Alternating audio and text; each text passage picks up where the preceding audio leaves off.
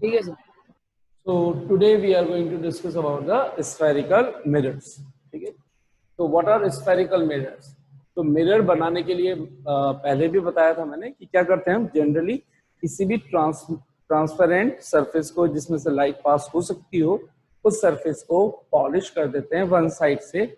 इस तरह एक पर्टिकुलर वे होता है, तो अभी उसकी रिक्वायरमेंट नहीं है। आप ये मान लीजिए कि पीछे से पॉलिश कर देते हैं, सिल्वर पॉलिश उसका नाम दिया जाता है, जिससे एक साइड इतनी ज्यादा, सिल्वर का मतलब इतनी ज्यादा चमकदार हो जाती है कि जिससे लाइट जाती तो वो वापस से टकरा करके बाउंस बैक हो जाए, यानी कि वो उससे पास ना हो पाए।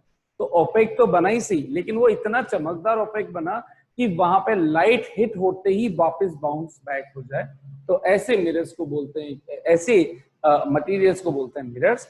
अब मिरर्स को अगर स्फेरिकल शेप दे दिया जाए तो उसको बोलेंगे स्फेरिकल मिरर। तो स्फेरिकल मिरर समझेंगे कैसे? Let's suppose this is the transparent sphere. अब इसको अगर किसी भी एक साइड से पॉलिश कर दिया जाए तो ये बन जाएगा mirror. Since we are having two methods of polishing, either from inside or outside, that's why we can get the two types of mirror. देखिए यहां पर, either I can polish its outside surface,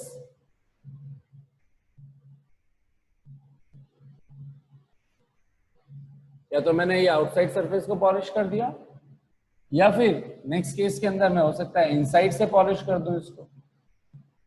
सो या तो I can polish it from inside or either I can polish it from outside. So based on this, the mirrors are of two types, outside sphere, inside spheres. इनको अच्छा, अब ये पूरा sphere नहीं, इसका कुछ पोर्शन काम में लेते हैं, चाहे आप कहीं से भी कट करें।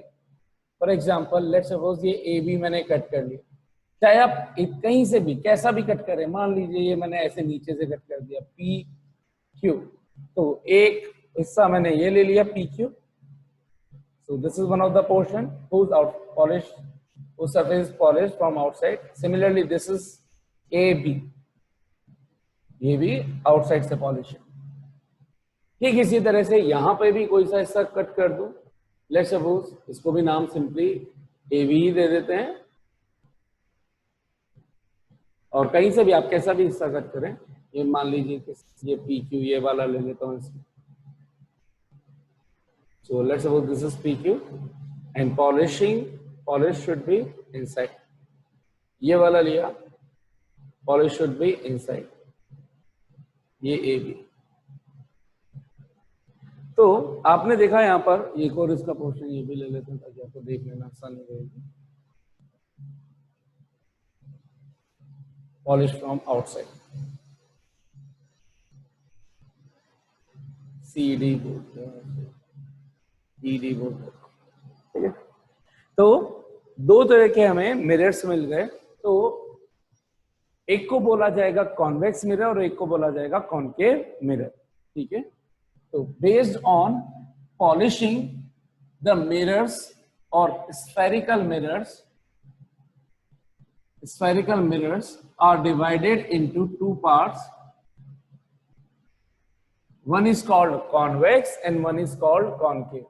तो वो सभी मिरर्स जिनको पॉलिश किया जाए आउटसाइड उनको बोला जाएगा कॉनकेव मिरर्स, और वो सभी मिरर जिनको पॉलिश किया जाए इनसाइड उनको बोला जाएगा कॉन्वेक्स मिरर। ठीक, अब वापस से मैं बता देता हूं फिर से एक बार, स्फेरिकल मिरर इसकी डेफिनेशन रह गई तो अब यहां से समझ में आएगी। Spherical mirrors are those mirrors in which the curved part is the part of a transparent surface whose one of the side is being polished, either from, whether they will be polished from inside or outside.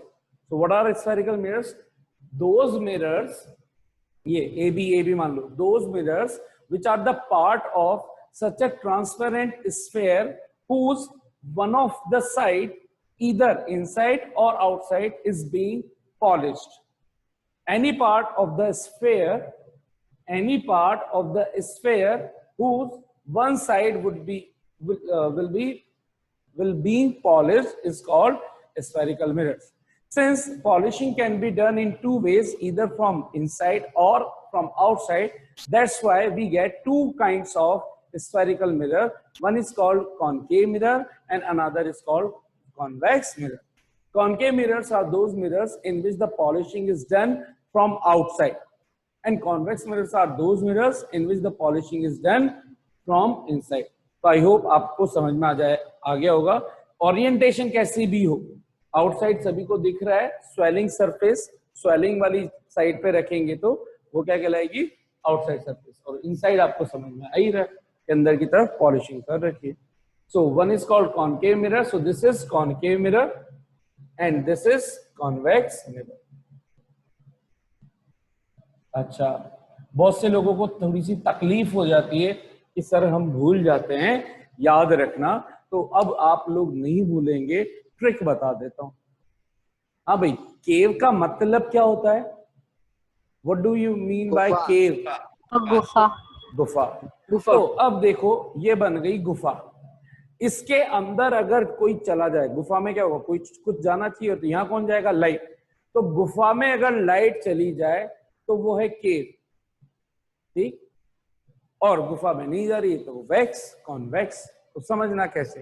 पहली चीज, जिधर polish होती है उसकी opposite side कहलाती है, ये मैं शुरू में भी बता चुका हूं, क्या? Reflecting surface. और रिफ्लेक्टिंग सरफेस वो होती है जिस पर लाइट इंसिडेंट हो. तो जल्दी से बताइए, एक मिरर मैंने ऐसे रख दिया और एक मिरर ये भी ऐसे ही रख दिया. बताइए इसके अंदर लाइट के लिए रिफ्लेक्टिंग सरफेस कौन सी है? इधर वाली, लेफ्ट साइड वाली. तो इसके अंदर लाइट इधर जाएगी. इधर पॉलिश है तो इसका मतलब रिफ्लेक्टिंग इसके अपोजिट है, तो लाइट इधर से आएगी.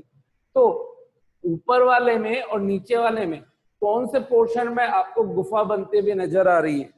अपर और लोअर? सब ऊपर वाले में. ऊपर वाले. तो that's why it is concave. अब आप खुद सोचो, मैंने अगर ये मिरर ऐसे दो मिरर रख दी, आपको खुद को बताना है कि कौन सा कैसा मिरर है. तो जल्दी से बताइए, ये फर्स्ट, ये सेकंड.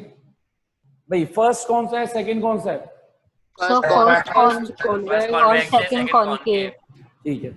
देखिए यहाँ पे, देखिए रिफ्लेक्टिंग सरफेस क्या होगी? पॉलिश के पीछे वाली. तो लाइट जा रही है अंदर, लाइट जा रही है अंदर, अंदर गई गुफा में गई, ये हो गया कॉनकेव. हमारे जब लग जाती है तो स्वेलिंग आ जाती है. स्वेलिंग आ जाती है ना. ये हाथ है, हाथ पे कहीं लग गई तो स्वेलिंग आ गई, ऐसे. तो अब आप किसी न किसी तरह की कोई क्रीम लगाते हो. क्रीम एक तरह की वैक्स होती है, नहीं होती? वैक्स होती है ना. आयोडेक्स हो गई. Yes sir. Yes sir. Iodex हो गई. आयोडेक्स आपने लगा दी यहाँ पर, जिससे बैठेगा. इसका मतलब जो भी चीज आप अप्लाई कर रहे हो वो लाइट है. तो आप कहाँ पे वैक्स लगा रहे हो? ऊपर की अंदर, हाथ को चीर करके अंदर की तरफ से. ऊपर. तो वैक्स लग रही है ऊपर. ये क्या हो गया? ये कौन वैक्स. जिसके अंदर लाइट आए ऊपर, आप वैक्स लगा रहे हो ऊपर, लाइट आ रही है ऊपर, वो कौन? वैक्स. कॉन्वेक्स.